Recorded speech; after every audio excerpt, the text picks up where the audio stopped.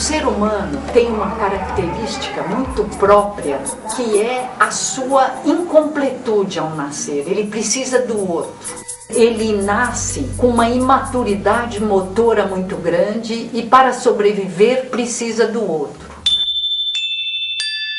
Inicialmente se achava que ele era absolutamente dependente e imaturo em todos os sentidos.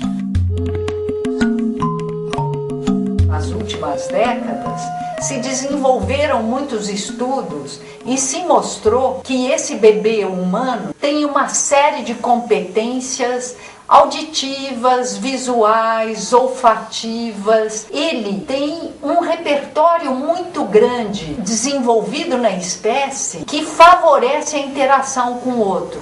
Ele tem uma maior expressividade que qualquer outro animal. Não só a expressividade facial, mas gestos, posturas, que lhe favorecem muito a interação com o outro. Na realidade, ele tem essa contradição, uma imaturidade muito grande e uma competência muito grande que vai possibilitar interagir com o outro da mesma espécie, que vai introduzi-lo na cultura e interpretar o mundo para ele e ele para o mundo. A capacidade interativa do bebê tem sido estudada em relação ao adulto, particularmente com a mãe, devido às concepções sobre maternidade, a organização das famílias em famílias nucleares. Nos últimos tempos, tem havido muitas modificações na forma das pessoas viverem, tem havido mais demandas para as mulheres entrarem no mercado de trabalho e se começa ou se recupera formas de educar coletivamente crianças. Em abrigos, em creches, em escolinhas, hotéisinhos. Mesmo bebês muito pequenininhos, nas últimas décadas, começam a frequentar instituições de educação infantil. Esses estudos da interação bebê-bebê são muito iniciais, particularmente no primeiro ano de vida. Nesses arranjos coletivos, não é o adulto parceiro mais frequente da criança, é a outra criança. E a pergunta que fica é: bebê interage com o bebê?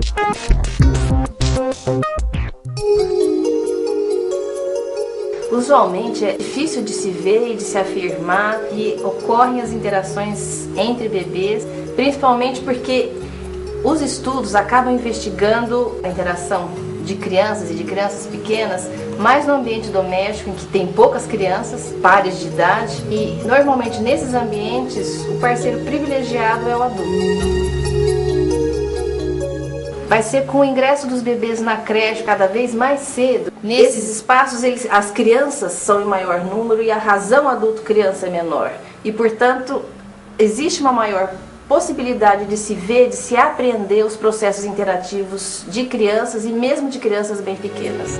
E é nesse contexto até bem recente, que vai estar sendo visto esses processos interativos de bebês. Mas, na realidade, essa nova estrutura de cuidado e contato das crianças entre si, ela acaba sendo muito mais um resgate de estruturas de família extensa, que diminuíram muito no último século. Hoje, as famílias são muito mais nucleares e as crianças acabam tendo um contato bem menor com os pares, principalmente no primeiro ano de vida. Eu concordo totalmente com você de que essa estrutura de interação entre pares não seja nova, mas vai ser a partir desses contextos coletivos que vai ser não só possibilitado, como exigido essa observação das interações de bebês. E os estudos têm mostrado que as características das interações bebê-bebê são diferentes daquelas esperadas de um adulto bebê ou entre crianças mais velhas. como se ia olhar as interações de bebês com o olhar dessas interações de parceiros, do parceiro adulto com a criança ou de crianças mais velhas, não se enxergava como interação o que estava ocorrendo entre os bebês. E essa interação tem características diferentes. Ela é mais fragmentada por vezes, não tem aquele script. Ela às vezes ocorre por até um desajeitamento motor, a própria imaturidade motora que leva a criança a começar a interagir com a outra e a haver mais trocas.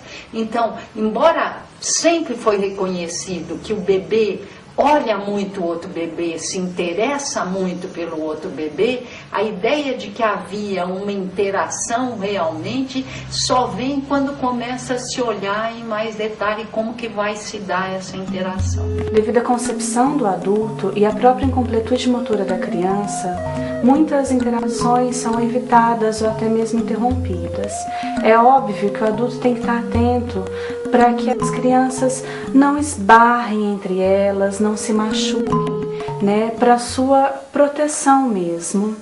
Isso na creche acontece muito, mas também não só na creche, porque mesmo ambientes domésticos, o bebê sempre é muito mais protegido, porque ele está em risco de se machucar mais. Mas tem situações que as crianças estão indo nesse processo interativo e a forma como as educadoras ou mesmo as mães vão mediar é tentando fazer com que eles destaquem o outro como um amigo.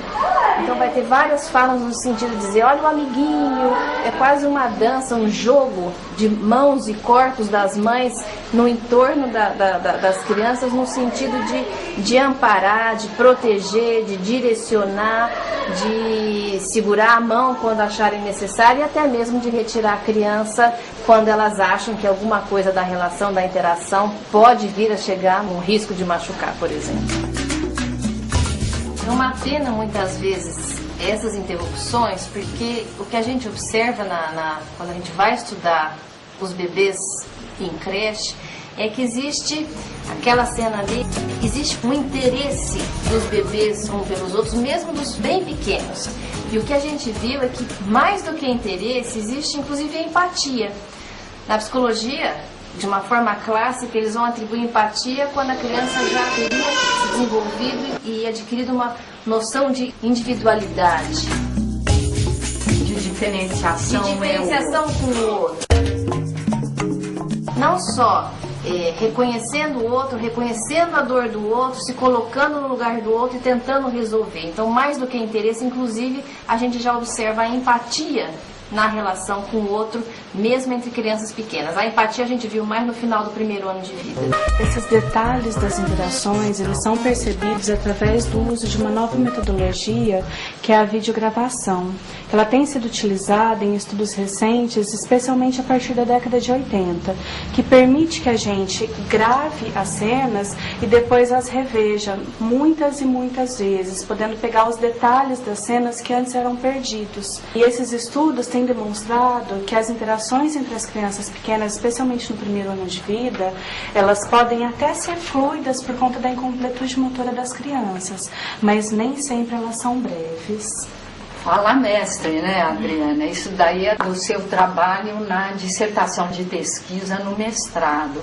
Conta um pouquinho a idade das crianças, fala um pouquinho do trabalho que fundamentou, inclusive, esses comentários que nós estamos fazendo.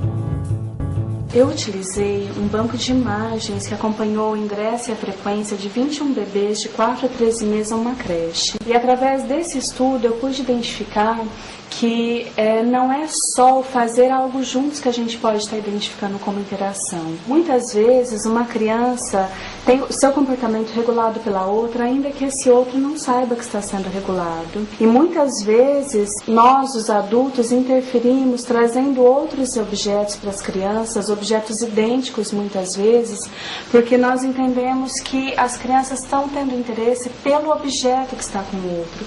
E não é bem assim. Nessa cena, por exemplo, a gente observa 2 objetos idênticos sendo oferecidos às crianças, quando na verdade o que chama a atenção da criança é o complexo bebê, objeto, bebê. que vai regular todo o comportamento. Então, quando a gente oferece um objeto idêntico, acreditando que a criança está tendo a sua atenção dirigida ao objeto, muitas vezes nós interrompemos as interações. E é uma pena porque nesse movimento em que a criança busca o outro bebê como objeto, papéis vão sendo aprendidos, reações vão sendo conhecidas, significados vão sendo construídos junto com o outro bebê através inclusive daquele objeto. E o que a gente vai ver, que de forma inclusive surpreendente, é que mesmo no final do primeiro ano de vida, em que tradicionalmente se diz que o bebê ainda não é capaz de fazer uso de signo verbal, a criança já tem o faz de conta. Mas observar essa construção de significados muito sutil não é um processo fácil. Conta para nós como é que você fez isso no seu estudo, Adriana. Eu utilizei uma metodologia chamada análise microgenética. Através das cenas gravadas, eu pude ir e vir no material diversas vezes. Eu assisti as cenas em velocidade lenta, ora em velocidade um pouco mais acelerada, para pegar o encadeamento das cenas, das ações, até porque eu estava entendendo a interação como muito mais do que fazer alguma coisa junto. Através dessa metodologia, eu podia pegar o início do acontecimento. Então, às vezes era um pequeno detalhe, era um olhar, um esbarrão, que minutos depois, tempos depois, ia desencadear não fazer alguma coisa junto, que é o mais facilmente observado, e através do percurso nessas cenas, desse ir e vir, eu conseguia resgatar a estrutura, né, o significado dessas interações. Para isso, realmente, a nossa experiência tem mostrado que precisa ter treino em pesquisa. Porque quando você olha a primeira vez, também nós não percebemos nada.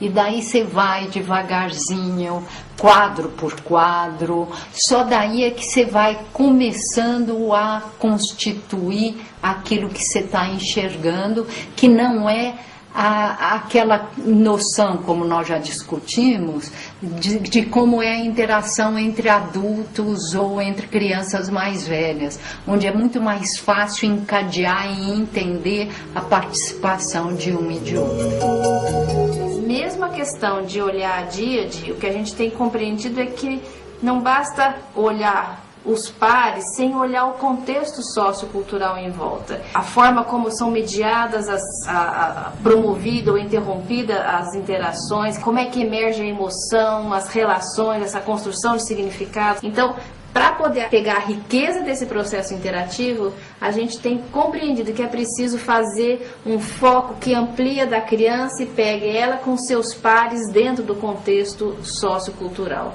Interessante, porque na realidade, agora pensando mesmo, você estava comentando de condições que favoreçam as interações. Para isso precisa a creche, a pré-escola, o abrigo, a instituição de educação infantil ter toda uma proposta psicopedagógica que esteja fundamentada nessa visão da criança capaz de interagir, mas necessitando de uma proposta pedagógica que vai organizar um ambiente que favoreça essas interações. E, fundamentalmente, também vai precisar ter todo um programa de formação dos educadores, das pessoas que trabalham com as crianças, para elas conseguirem enxergar essas crianças como competentes para interagir. Então vai precisar serem formados profissionais capazes tanto de organizar o ambiente, o tempo e o espaço, como capazes de olhar as crianças e respeitar e inclusive favorecer as suas interações, as suas atividades. E isso depende de um programa de formação, tanto prévia como em serviço, que deveria ser a marca de uma educação infantil de qualidade, como a gente vem lutando para desenvolver.